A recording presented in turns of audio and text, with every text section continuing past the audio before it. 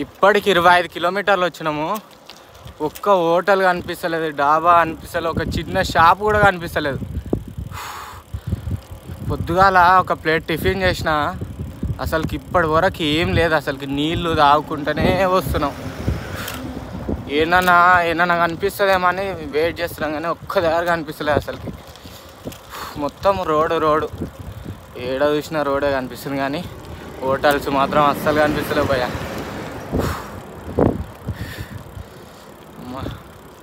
ఇంకా ఎక్కడ కనిపిస్తుందో చూద్దాం ఒకసారి. అయితే ఫైనల్గా ఇంకా 10 కిలోమీటర్లు వస్తే ఈడొక హోటల్ దొరికింది. అమ్మ, ఆ బ్రోకు నాకు 2 మిల్స్ చెప్పినాం.